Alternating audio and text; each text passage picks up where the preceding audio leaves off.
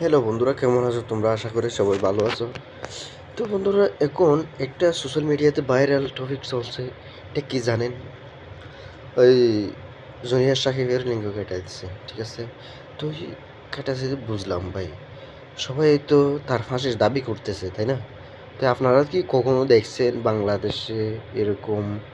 মানে এটা তো ছোটো ভাই, হাজার হাজার মানুষ খুন করে ফেলাইতেছে, কাটে ফেলাইতেছে, সে মানে জবাই করে দিতেছে।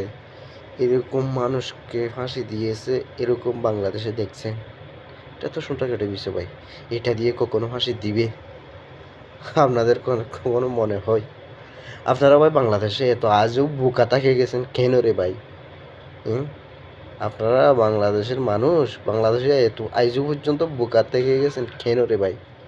ছোটখাটো বিষয় এটা নিয়ে হেরে ফাঁসি দিবে, হ্যাঁ? বলে যান ভাই।